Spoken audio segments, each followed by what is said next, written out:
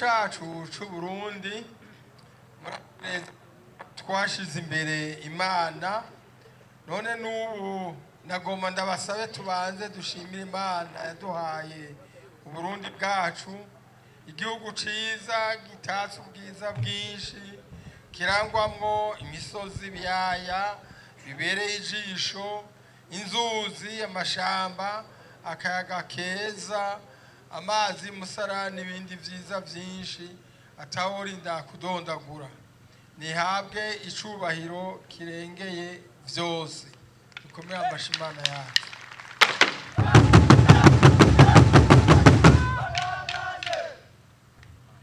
Turabakengurukiye rero mwebwe mwese mwitavye urubanza rw'uno munsi, kikaba ari ikimenyetso kitwereka ko mwitaye imico n'akaranga vyakujije Uburundi n'abarundi.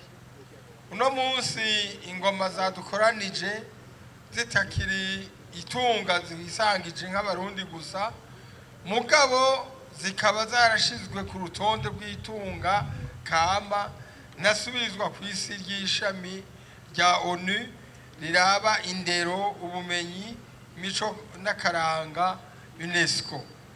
Murumva ko twateye intambwe cane. Uno munsi ingoma yitwaye z'Uburundi gusa, mugabo n'itunga ry'isi yose. Iragi kama rifise akamaro kanini cane. Dutereje amaso inyuma muri kahise ku Burundi, imico kama yatubereye ishingiro ry'imigabo n'imigambi mu gihugu cacu, ituma abarundi tugira igihugu bwite bivuye kuri rurimi dusangiye rw'ikirundi tuvuga twese.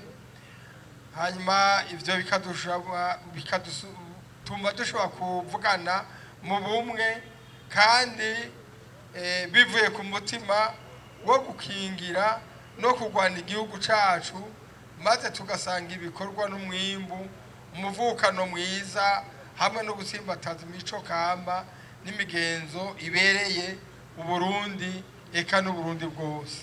Uyu munsi turiko turigina imyaka 10 iheze intambo y'umurisho w'ingoma itewe iteka mu gihugu cacu ciza c'u Burundi, akaba arico gituma icivugo kijanye n'uyu mwaka kivuga kiti: Barundi twese twigine imyaka 10 iheze intambo y'umurisho w'ingoma itewe iteka mu gihugu cacu no mu makungu, maze iragi kamba ryacu ritubere umushinge w'iterambere rishigikira yambona kazoza y'Uburundi bwifashe mu mwaka w'2040 n'Uburundi uteye imbere mu mwaka w'2060.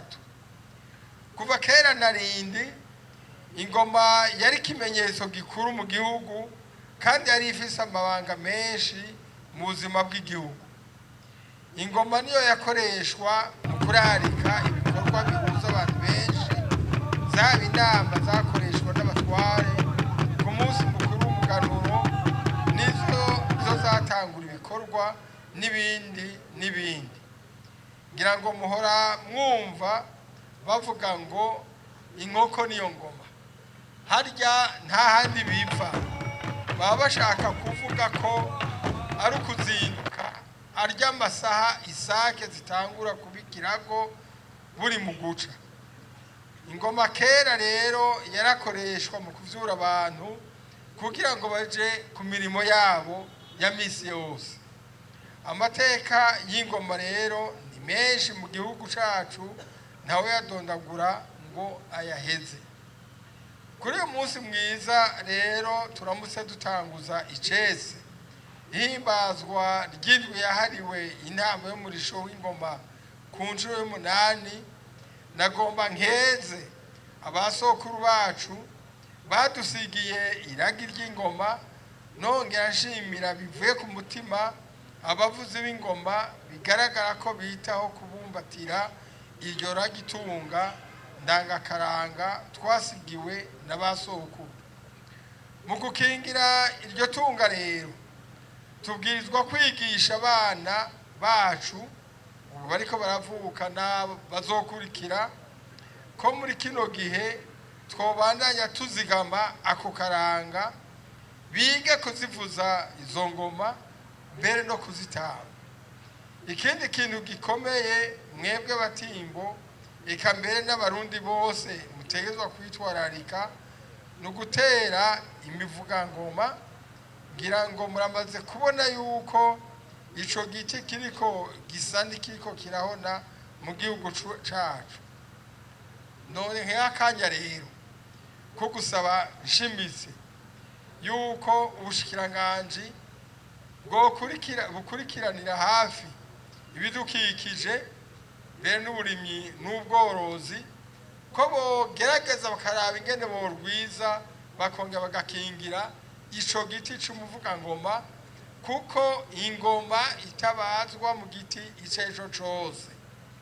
Yegome woshaka ushobora kuyibaza mu kindi giti, ariko ntizoba ari ya ngoma dusanzwe dushaka, kuko ntizoheza mu isamirane nk'ikozwe mu muvugangoma, kandi twoba twagiye hambavu y'akaranga kacu.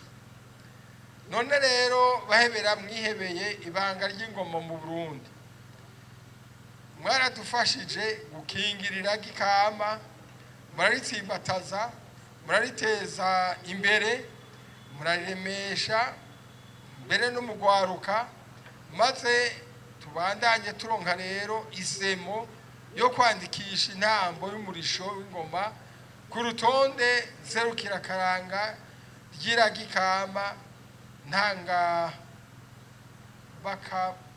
bakabwa ku mugabane w'isi. Uwo mugambi warashitse ku musozo, kuko kwigenekezo rya 26 Munyonyo mwaka wa 2014 ashashe icisharo c'ishirahamwe UNESCO ipahera mu Bufaransa, mu gihugu c'Ubufaransa, intambo y'umurisho w'ingoma yarashizwe ku rutondwe nserukira karanga ry'iragi kama ry'iragi kama ku mugabane w'isi yose, nk'uko Uburundi bwari bwabisabye. Ingoma rero ntizikiriza abarundi gusa, n'iz'isi yose, kuko murumva yuko ico gikorwa na UNESCO yamaze kukirangura. Banyakubahwa bashinga amateka, bakenguza amateka, bashikiranganji, eka namwe mwese mukoraniye ngaha, batimbo mwese muserukira intara zose z'Uburundi, yemwe mwabahebera mwe, ubwo bangutse mufise mu gutamba no kuvuza ingoma, mubayangikanye no kuduza imigambi y'iterambere. Twifuza yuko mu gitondo imisi yose mwovyukira kurangura imigambi yo kwiteza imbere, haba mu burimyi, ubworozi, buhinga, canke mu bikorwa vya misi yose mwese ajamwo, maze muteze imbere imiryango yanyu mbere n'igihugu cose. Ku muhingamo naho nyuma ya sasita muheze muronke akanya ko kuja mu myimenyerezo, maze mubikore mutibagiye no gufundikira hamwe imigambi mwokorera hamwe, kugira ngo namwe bwenyene mushobore kwiteza imbere. Yega gutera imbere kw'igihugu sukundi n'iterambere ry'imiryango yose, ata numwe usigaye inyuma, kugira ngo tubone ko abarundi bose, imiryango yose igenda itera imbere, aguma iri hahandi. Rero kubashimira bivuye ku mutima, mwebwe mwese vyagiye ngaha mwaje kudufasha guhimbaza ibirori bijanye no guhimbaza imyaka 10 iheze intambo y'umurisho w'ingoma iteye iteka igihugu cacu, ikakironsa irindi junja mu makungu.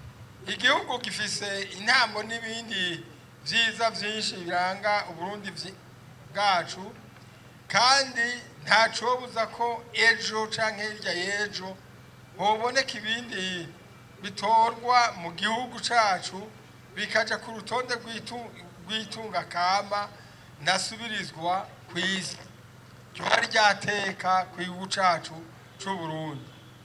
Turafise rero ubutunzi bwinshi mu gihe butunganijwe neza bugatezwa imbere, nta nkeka ko iteka rizosubira guterwa mu gihugu cacu c'u Burundi.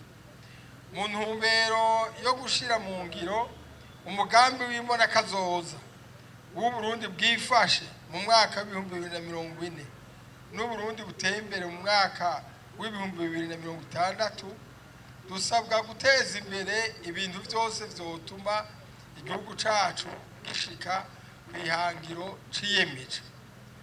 Kandi sinokwibagira gukeza abo bavuzi b'ingoma bose bashoboye kuronka ibibanza vya mbere hamwe n'ivya kabiri, kuko barerekanye ubumenyi n'ubuhinga budasanzwe. Nejo hamwe na hirya y'ejo iyo migwi 36 rutura ivuye mu ntara zose izosubira kwerekana ubumenyi n'ubuhinga ku ntambo y'umurisho mwihiganwa riteguwe ku rwego rw'igihugu cose. Tukaba kandi tusubiye kubifuriza kubishiramwo ishaka naryo ubuhinga n'ubumenyi bwo ndazi yuko mu bufise mwamaze no kubwerekana cyane gose aho mwariko muravuza ingoma ngaho imbere yacu. Gacangira ko rero ndabasaba namwebwe mwese kuza murabashigikira, kuko batanu ba mbere bazotahukana ubushimwe bumwe bushimishije. Mu ndinganizo yayo leta y'u Burundi irongowe na nyenicubahiro Jenerali Major Evariste Ndayishimiye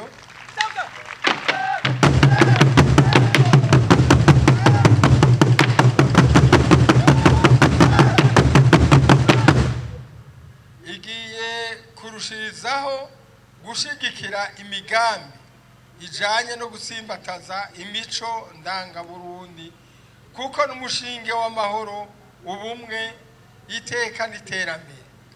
Tukaba kandi tuzobandanya gukora ibishoboka vyose kugira ngo Burundi bumenyekane gusumba biciye mu iterambere ry'abavuzi b'ingoma hamwe mbere n'ingoma y'u Burundi. Ndabamenyeshe mwebwe batimbo mwese ko mufise uruhara runini mu bijanye no kubumbatira amahoro mu gihugu cacu c'u Burundi. Murazi yuko hirya y'ejo mu mwaka w'ibihumbi 2025 tugiye kwinjiramo vuba hazoba amatora, kandi ivyo bihe vyama kenshi na kenshi hari aho haduka ibihuha bitangwa n'aba n'abandi. Ariko rero tubasabe namwe batimbo ko mwobigwanya, eka mwese abarundi mukagwanya ibihuha. Nagomba subire kubifuriza indwi nziza, ndabifuriza kwiginana neza, nongera nsubira gukeza no gukengurukira ubushikiranganje bwateguye iyi ndwi. Tuti ntihangame igihugu cacu ciza c'u Burundi, ntiharambe imico n'ubuhinga kama mu Burundi, ntihangame umutimbo n'indwi yahariwe intambo y'umurisho w'ingoma. Imana mushobora vyose ibahezagire, murakoze.